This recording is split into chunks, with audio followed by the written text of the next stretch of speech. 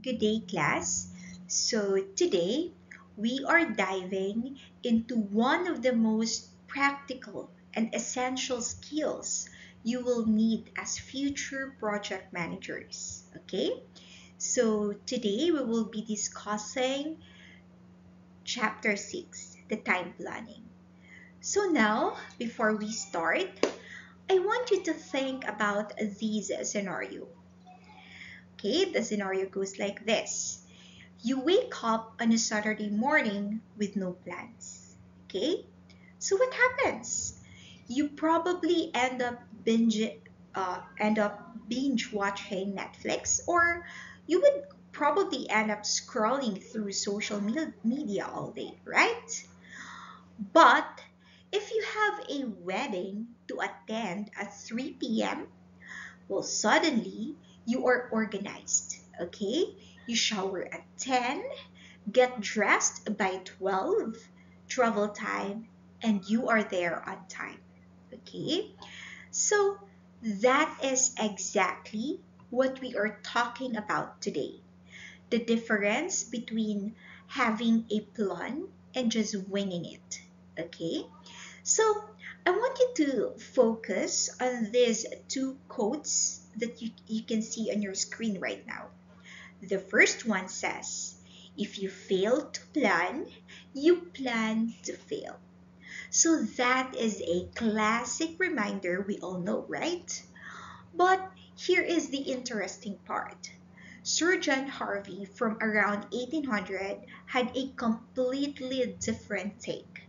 He said planning is unnatural and that failure comes as a complete surprise when you don't have plan rather than being preceded by worry and depression. Okay, so now which perspective do you think is more realistic in project management? Okay, I want you to think of it, guys. Which perspective do you think is more realistic in project management? The first perspective or the second perspective? Okay, so here is the truth. Both of the perspectives capture something very important. Yes, we absolutely need to plan, but we also need to accept that planning can feel overwhelming and that not everything will go according to plan. Okay? So today, we are going to learn how to create realistic, useful time plans that would actually help us manage projects successfully. So, we will walk through the practical steps and techniques that will help us transform the approach of project scheduling. So, are you ready to turn project chaos into organized success? Okay, so let's begin. Okay, so before we start, let us see where time planning fits in our project framework. Okay, I want you to look at your screen right now. Look at this 4D model. Can you spot where chapter 6 belongs? Okay, that is right. Time planning is in the D2 or the design 8 phase. Right there as number 6. Okay? So this makes sense because we first define our project in D1, then design how it unfolds over time in D2 before we actually do it in D3. Okay? So now let us learn how to do this time planning. Okay, so now we are getting into the heart of time planning. Okay, so let us start with the most basic concept, the task dependency. Look at this simple example. We have activity A that takes 6 days and activity B that takes 7 days. Okay? Have you noticed the arrow between them? This actually shows that activity B cannot actually start until activity A is finished. Okay? So this is called a dependency relationship. Now, if activity A takes 6 days and activity B takes 7 days, what is our total project time? Okay, I want you to think. So, that's right, 13 days total, because B has to wait for A to finish first. So this very simple concept of dependencies is the foundation of all project scheduling. Okay, so now here is where it gets interesting. There are actually 4 different ways activities can be linked together, not just one. Okay? So I want you to focus on your screen right now. I want you to look at the top left. Okay, top left. It says finish to start. Okay? It means that activity B cannot start until activity A finishes. So this is the most common type. Now I want you to focus on your screen on the top right. Okay? So it shows start to start. So in here, activity B can start as soon as activity A starts. So meaning they can run in parallel. But take note that B cannot begin before A begins. Okay, so now let's proceed to the bottom left. Okay, in the bottom left, it states finish to finish. So it means that activity B cannot finish until activity A finishes. So they might start at different times, but A must finish before B can finish. So now, let us focus on our screen at the bottom right. So at the bottom right, it states start to finish. So this is the rarest one. It means that activity B cannot finish until activity A starts. Okay? So understanding these different relationships gives us much more flexibility in creating realistic project schedules.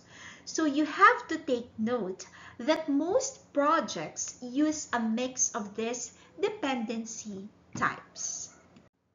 Okay, so let us break down the most common relationship, the finish to start, in more detail. So do you see the arrow going from activity A to activity B? So these actually illustrates a must come before, this actually illustrates precedence, meaning A must come before B. Okay, so for a while, give me time. I'd like to use a pointer, okay? So let's use a pointer. There you go. So now, notice where exactly the arrow connects, okay? So as you can see on your screen right now, kindly focus on my pointer on your screen. So the arrow starts from the finish of activity A. Okay, so this is your activity A. So the arrow starts here from the finish of the activity A. So that actually I am pointing my arrow right now from the middle of the right hand edge of box A. So this one. Okay. Now, and it points from here, it points to the start of activity B. So the arrow goes from here to here, okay? So that's the middle of the left-hand edge of box B. So this is the left-hand edge of box B, okay? So the visual presentation is very important because in project management software, you will see these exact connection points, okay? The arrow literally shows the flow from one activity's completion to the next activity's beginning, okay? So this finish to start relationship is what we use about 80% of the time in real projects. Okay, so now let us look at the start to start relationship. Okay, this one is really useful in real projects. Now, notice the arrow now goes from the start of activity A, okay? Look at my cursor again, or the pointer. From the start, this is our activity A class, okay? I hope you can see the red dot or the red pointer, okay? I'm moving it right now. So I wanted to notice this activity A, okay? The arrow starts from the corner of box A going to the start of activity B. So that is the left edge of box B. Okay? From the corner of activity A going to the left edge of box B. Okay? So here is what this means. Okay? This means that activity B can actually start as soon as activity A starts. So they can run at the same time. But the key rule is B cannot start before A starts. Okay, so think of this. I'm sorry for that. Okay, so think of this real example. Okay, writing a report and reviewing the first draft. Okay, so you can start as soon as you start writing the first section. So you don't have to wait for the entire report to be finished. This parallel approach can save you tons of time compared to waiting for everything to finish sequentially. Okay? Okay, so the next one is the finish to finish. So this one is a bit trickier but very practical. So you see how the arrow goes from the finish of activity A to the finish of activity B. Okay, wait, we will use a pointer again. So you see from the finish of activity A to the finish of the activity B, so in this corner. So this actually means that your activity B cannot finish until activity A finishes. But here is the key difference from finish to start. Activity B can actually start before activity A is finished. Okay? So they can work in parallel for some time. Think of like building a house. Okay? Let's act as contractors right now. So you can start painting the interior while you are still finishing the exterior work. Okay? But you cannot complete the interior painting until the exterior is completely done. because the dust and weather might affect your interior work. So we don't like that, right? Now, this relationship gives you flexibility to overlap activities while, while still maintaining logical completion sequences. So finally, we have start to finish. And yes, this one sounds weird at first, right? Now the arrow, okay, we will use a pointer again. Okay, so as you can see, the arrow goes from the start of activity A, okay, from the left corner of the activity A. This is the start of activity A to the finish of activity B. In the backs of activity B, the arrow points to the left edge of activity B. Okay, so this means that activity B cannot finish until activity A starts. So now you are probably thinking, when would I ever use this? It is actually the rarest of the four types and can be counterintuitive. Okay, so let me give you a classic example. So the classic example is shift work.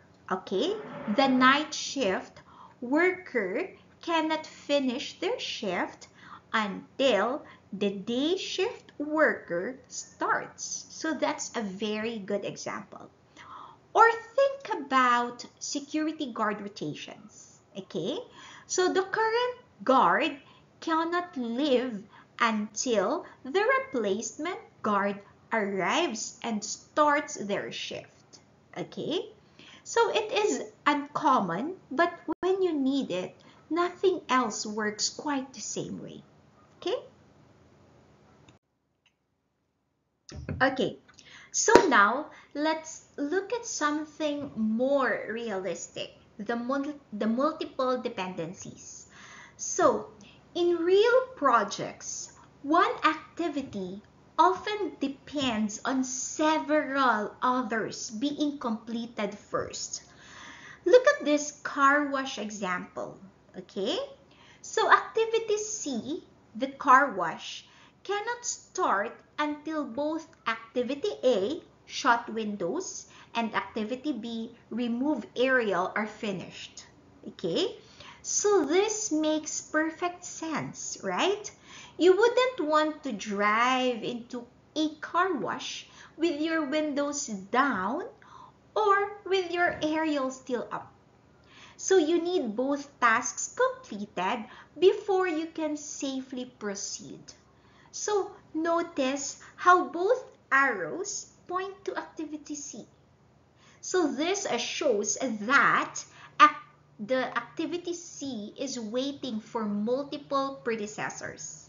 So this is very common in real projects where you need several things ready before you can move to the next step.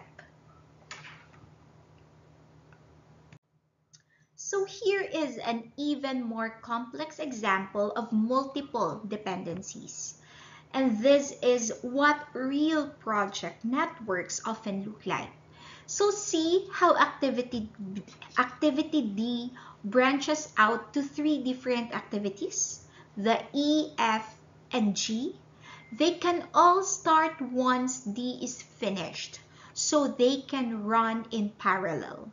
But then, look at activity H. It is waiting for all three activities, E, F, and G, to finish before it can start. So even though E, F, and G can run at the same time, H has to wait for the slowest one to complete. So this creates what we call a convergence point, meaning multiple parallel paths coming back together. So this is super common in real projects, like when different teams work on different parts, but you need everything ready before the final assembly or launch. Let's look at one more example that shows mixed dependencies. So this is where it gets interesting. Notice that activity L depends only on activity J. So meaning L can start as soon as J finishes. But activity M has to wait for both activity J and activity K to finish before it can start. So then activity N is waiting for both L and M to complete. So even though L might finish early, N still has to wait for M, and M depends on both J and K. So this creates different path lengths through your project. Some activities will have more wiggle room or float, while others will be on the critical path that determines your total project duration. Understanding these relationships is key to managing your project timeline effectively. Okay, so now we are getting to the really powerful stuff. The critical path analyses are commonly called the CPA. So this is where project management becomes a science. To do CPA, we need to understand three key terms. Okay, look at your screen right now. The EST, earliest start time. This is the earliest possible time an activity can begin, based on when all its predecessor activities finished. Okay? The second term is the LST. LST stands for latest start time. So this is the latest activity can start without delaying the entire project. Then next is the total float. The total float, this is the difference between your LST and EST. So it tells you how much flexibility or wiggle room you have with that activity. See this activity box format, okay? You see that? Wait, I will use a pointer again. Okay? This one, this is our activity box format, okay? So as you can see, EST and LST go in the top corners, right? The activity description in the middle, duration on the top, on the bottom left, and total float on the bottom right. Okay? So activities with zero float are critical. Meaning, when we say critical, any delay in them will delay the whole project. So that is how we find our critical path. Okay? Okay. So, the critical path analysis happens in two stages. Okay? So I want you to think of it like a round trip through your project. So the first one is the forward pass. Forward pass meaning you start at day 1 and move forward through time. You are asking how soon can each task start? So this gives us all the earliest start times and tells us the minimum project duration. Now the next one, or the second one, is the reverse pass. Reverse pass, then you flip it around, okay? Meaning you start at the project end date and work backwards, okay? Now you are asking, how late can each task start without delaying the whole project? So this gives us all the latest start times. So here is the magic. activities where the earliest and latest start times are the same have zero float. Okay, activities activities where the earliest and latest start times are the same will have a zero float. When you say it has a zero float, meaning they belong to your critical path. Meaning any delay in these activities delays your entire project. So that's why it is called critical path. Okay? You really have to you really have to track on these activities. So now, let us see this in action with a real example. Let's go. Okay, so here is our example project that we will use to practice critical path analysis. So look at the table. We have 8 activities from A through H. Now each activity has a duration in weeks and a preceding activity that must be completed first. For example, activity A takes 5 weeks and has no predecessor. So meaning it can start immediately. Now activity B takes 3 weeks and must wait for activity A to finish. Activity C takes 4 weeks and also waits for activity A and so on. So notice activity H at the bottom. It depends on activities E, F, and G, all being completed first. So this creates our convergence point we talked about earlier. Now, let us use these data to calculate our forward pass and find the critical path. Okay? So I want you to get your calculator so that we will be solving this critical path analysis together. All right, let us do our forward pass. Now remember, we are starting at day 1 and moving forward through time. Okay? So our goal is to compute the earliest start time, or commonly called the EST, for each activity. We are answering the question, what's the soonest each activity can possibly start? So the rule is simple. An activity's EST equals the latest EST of all its predecessor activities plus 0 for the start. Okay? So let's work through our example step by step. Okay, so let's start now with this activity, okay, or a sample, real life example. So now I have showed here for us to be on track. This is our table of activities, right? In the first column, this is your description of the activity. In the second column, you have the duration per activity and the unit is in weeks. And in the third column, this is the preceding activity, meaning this activity must be finished first for this activity in the first column to start, okay?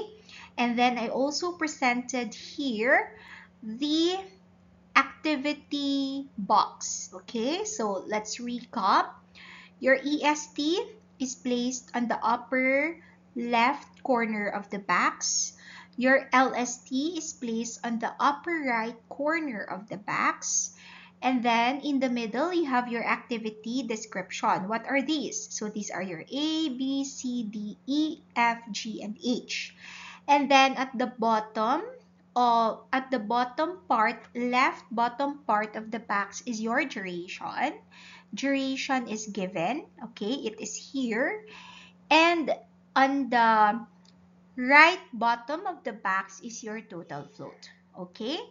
So let us start now. Okay, so first, for the first one,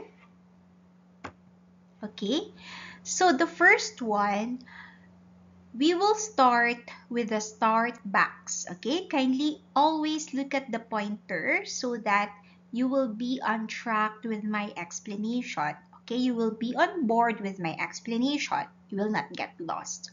So as you can see, it is highlighted the EST of start. So of course, this is start, so that's why the EST is 0, LST is 0, your duration is 0, and total float is 0, okay?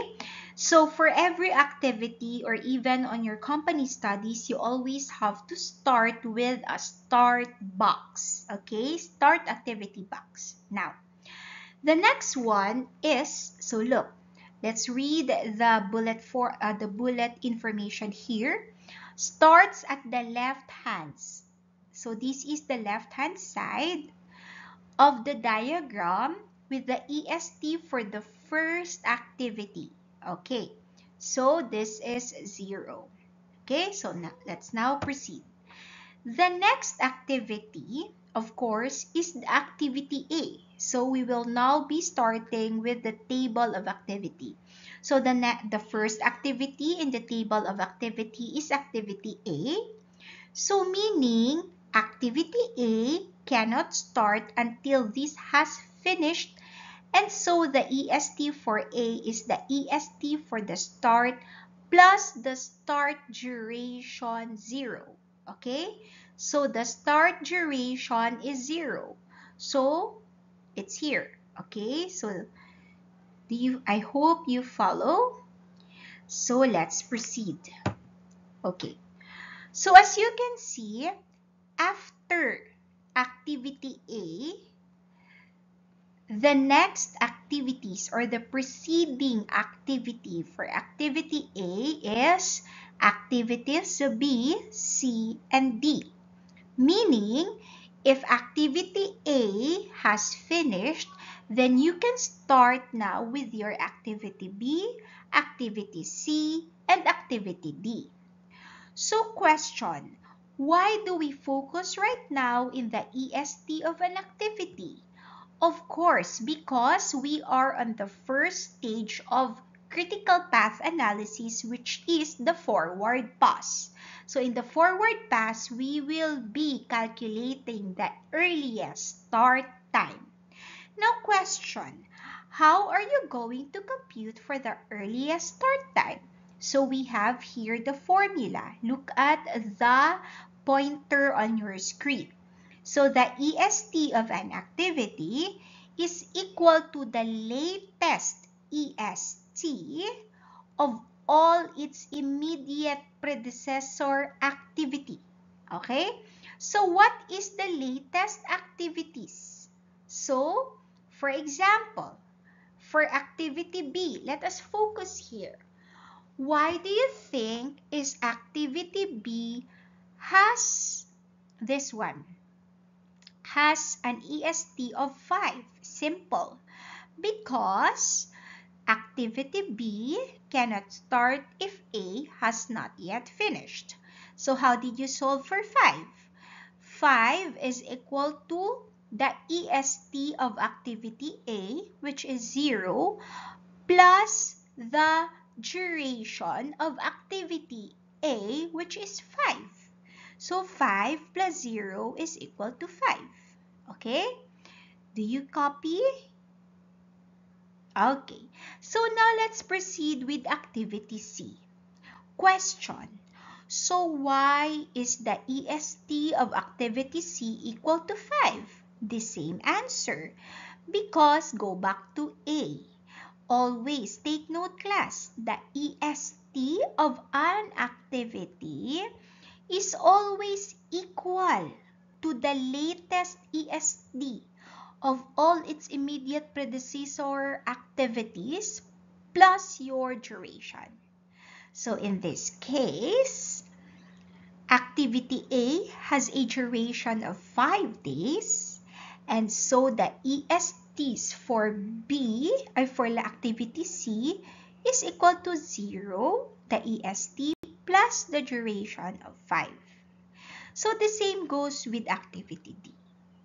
Okay? So that's it. Now let's proceed to the next slide. Okay. So we are done with here, here, and this one. Now, let us proceed to the next activities. So let's start with ESTE. Okay, so how did you solve for ESTE? Again, class, my suggestion is for you to be familiar with the activity box, okay? So you will not be lost. So go back here. Let's be familiar first. Look at the pointer on my screen. On this side is your EST. On this side is your LST. And in the middle is your activity description. Okay? And then here is the duration and here is the total flow. Okay. So question, let's go back to your activity E. How did you solve for the EST of activity E? Simple. EST of activity E is equal to the EST. What is the activity that must be finished before you start with E? So that is activity D. Activity B. How did you know that? You go back to the activity table. Okay? As you can see, before you start with activity E, the preceding activity is B, meaning E can start if B is finished. Okay? So that's it. So that's why we draw an arrow from activity B to E. So let's go back. How did you solve for ESTE?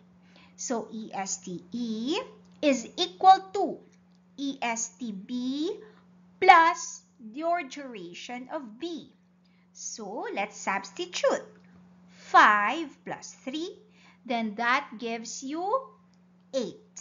That is why your ESTE is equal to 8. Okay? Now let's proceed with your activity F. So how did you solve for activity F? Simple, the same formula. EST of activity F is equal to EST of activity C plus the duration of activity C. So 5 plus 4 is equal to 9. So let's now proceed with your EST activity G. So how did you solve for 10? So EST of activity G is equal to the EST of your activity D, okay, plus the plus the duration of your activity D. So in this case, 5 plus 5 is equal to 10. Okay? So we're done here. Now let's proceed to the next one. Okay. So as you can see, we have here now your activity H. So activity H, as you can see, is equal to 16. Why is that so? Okay, do not be confused, class, okay? Always remember that since there are how many preceding activities before you can start for H? There are 3 preceding activities. These are activity E, F, and G. Okay, so we have to solve first the EST of H for each of the preceding activities. Okay, and we will get the highest EST. Okay, always remember, if you are solving for forward pass and then there is this convergence point, then you have to get the highest value of EST. Okay, so let's try. Now let's start for the solving EST of H in terms of activity E. So, EST of E plus duration of E is equal to 8 plus 6. Then it gives us 14. Now, EST of F is 9 plus the duration of F is 7. So that gives us 16. Then let's proceed to the preceding activity G. EST of G 10 plus duration of G 5 is equal to 15. Okay? But take note, what did I say earlier? That in forward pass, please do not get confused. You will choose the EST with the highest value. So in this case class, what EST will give activity H the highest value? So that is 16. So that's why it is 16 here. Okay? So take note that activity H cannot start until all three preceding activities have been completed. In this case, at time 16. This is the latest of the ESTs. Because take note class, even if look, you have here 14, okay, and then 15, that is not the latest of the ESTs, right? The latest is 16. Or in layman's term, the highest value of EST is this one. So you have to choose that. Okay? So let's now proceed. So after activity H is finished, then that finishes your whole project. So we have to really draw this activity box of finish. So how do you do that? The same process. EST of finish is equal to the EST of H plus the duration of H. So that gives you 24. And this 24, since it's already the activity finish, is the duration of your project. Meaning, your whole project will be finished in 24 weeks. Okay? So let's go. Now we are done with the forward pass. So let's compute now, or let us go with the reverse pass. Remember, in the reverse pass, what we are computing here is the LST of each activity.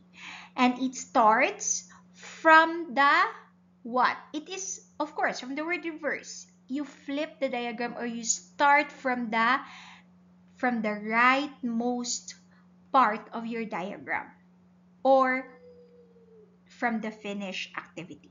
Okay, so let's get started. Okay, so there you go.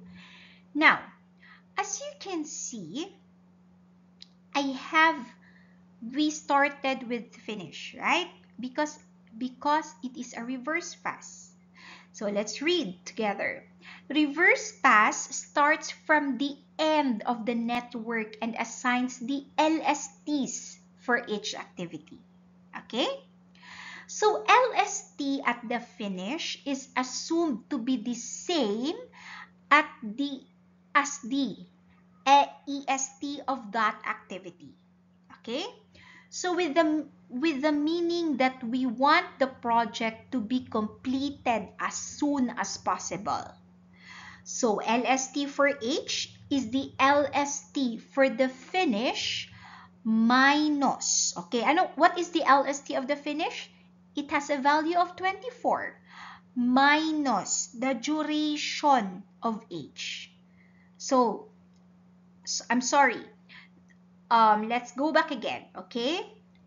You might get confused because I don't feel my explanation is enough. Okay, let's go back. Let's start in the second bullet point. It says here that the LST of the finish is always assumed to be the same as the EST for that activity. So let's focus on this finish box. This is your finish box, right? Let us label first the terms in this finish box. So first you have here the EST. right? This is your EST. This is your LST. This is your duration. And this is your float. Okay? So always class. Remember, whatever is your EST for the finish, then that is also, or you're also the value of your LST. So in this case, since your EST for finish is 24, then your LST for finish is also the same, 24. Okay? And then below, 0. And then your total float, of course, always 0. Okay, so this is consistent, or this is always the assumption for finish.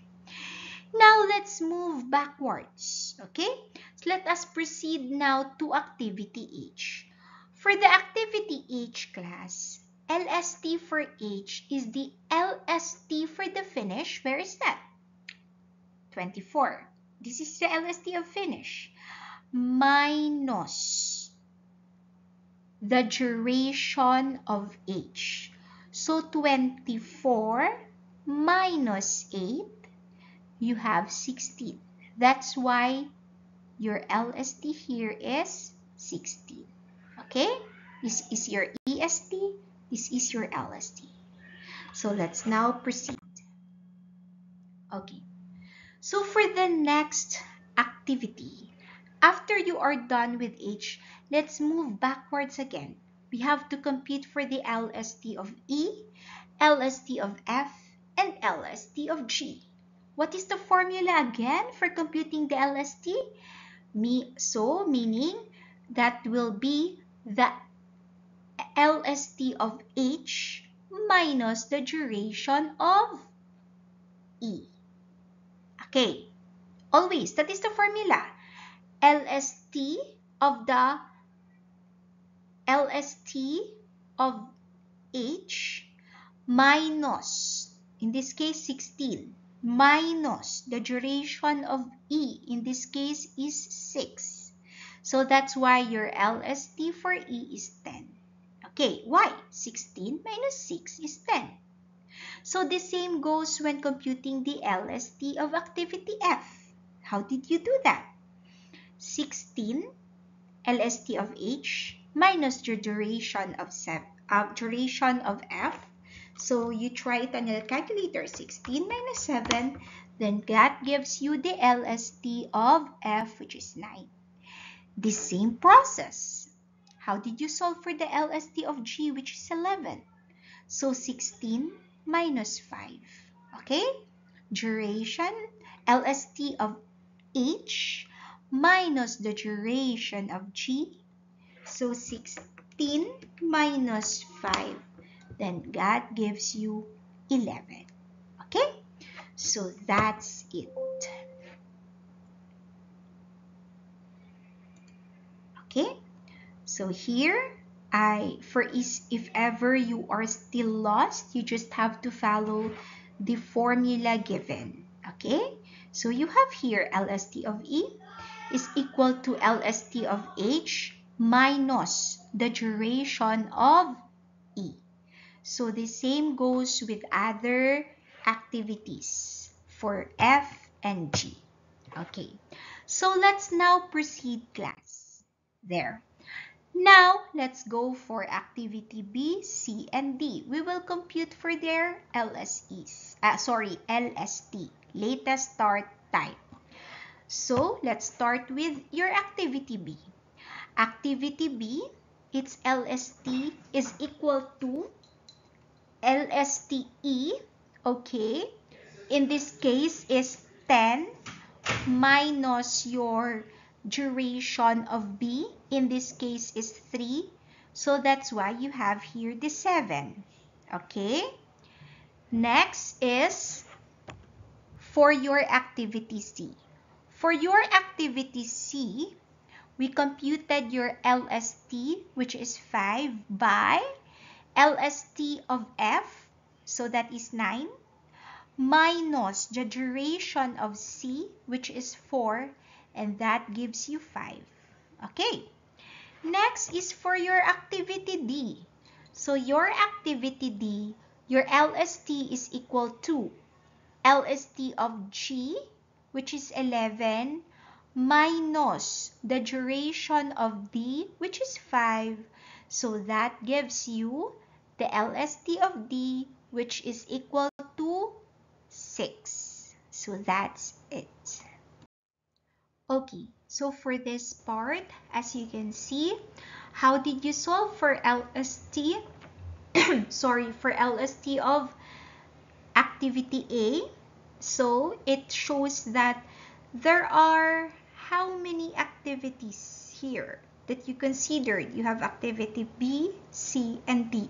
So this is the reverse of those forward pass. That in forward pass, for you to know the EST of finish, you have to choose the EST that has the EST of those preceding activities that has the highest EST, right?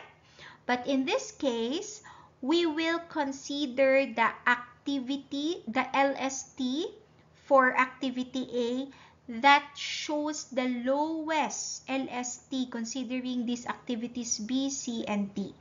So let's go. Now, if we will consider the activity B, then the LST of activity A will be 2. So 7 minus 5 will give us 2. If we will consider activity C, 5 minus 5 is 0. If we will consider the activity D, so 6 minus 5 is 1. So again, what will you choose? So in reverse pass, you will choose the LST with the lowest value. So in this case, what is that? So it is 0. Okay, that's why you have here 0. So that's it. Okay, so now we are done with the reverse pass. Now I have a question. Have you noticed that we have not yet solved, or I haven't teach you yet how to solve for the total float. But I told you earlier that total float is equal to the difference between LST and EST. So total float is equal to LST minus EST. So let's try. Okay, just one activity because the process is the same with the other activities. So let's try to solve the total float of activity B. It says 2. Why? How did it become 2? Because 7 minus 5. Okay, so what's the formula? LST of that activity minus its EST will give you the total float. Let's try another one. How about activity G? Why is the total float 1? Because 11 minus 10, meaning LST minus EST. So you have here 1.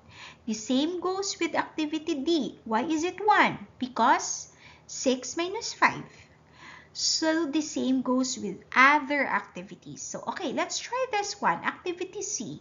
It says the total float is 0. Why is it 0? Because LST of C minus EST of C. So 5 minus 5, then it gives you 0. Okay, so that's how you solve for the total float.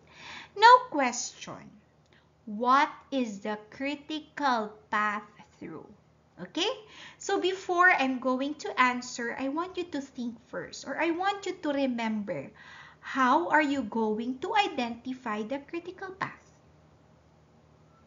Do you remember what I said earlier? Okay, so the critical path are those activities with 0 total float. In other words, these activities should not be delayed because delaying one activity that belongs in the critical path will delay your total project. Okay? So in this case, identify now what are these activities with 0 total float. So these are activity A, C, F, and H. So the answer is your critical path through is what? So that is from activity A, C, F until H. Okay? So that is your critical path through. Okay, so let's proceed. Okay, so the longest duration path, the critical path is the sequence of activities that takes the longest time to complete. So in this network, A, C, F, and H represents the longest path from start to finish. The zero float activities on the critical path have zero total float, meaning there is no flexibility in their start or finish times without delaying the entire project. So looking at the diagram, activities A, C, F, and H all have zero in their bottom right corner. So this one, bottom right corner, indicating zero float. So meaning this is very critical. So as a project manager, you really have to keep an eye on these activities. Okay, so the earliest start time is equal to latest start time. So for critical activities, the earliest start time, so that is your top left number, right? So in this part, equals the latest start time. That is your top right number. So this is true for A, C, F, and H. So the continuous dependency. So these activities form a continuous chain of dependencies from project start to finish. Project duration. So these are the sum of durations along this path. So your 5, 4, 7, and 8. So 24 days, which matches the overall project duration shown in the finish node. Okay? Okay, so no slack. Any delay in these activities will directly delay the project end date. Okay, these activities A, C, F, and H. So other paths have float. The alternative paths, example A, B, E, H, or A, D, G, H, have activities with non-zero float, indicating these activities are not critical. So you have to take note. This critical path, this one, is very crucial for project managers as it represents the sequence of activities that directly determines the project's duration and requires the most careful management to ensure the project finishes on time. And that brings to the end of today's comprehensive lesson on time planning. So let us recap what we have accomplished today. So we mastered the principles of time planning. We explored all 4 types of activity dependencies and learned to handle complex multiple dependencies. And most importantly, we completed a full critical path analysis, both the forward pass to find earliest start times and the reverse pass to find latest start times. So you now know how to identify which activities have zero float and form the critical path, the backbone of your project that determines the minimum project duration. So you understand which activities have flexibility and which ones require your absolute attention as a project manager. Okay? So these are not just academic exercises. This is exactly what professional project managers do every day to keep multi-million-dollar projects on track. So you have to remember, master time planning and you master project success. Okay? So thank you for your engagement today and see you next class.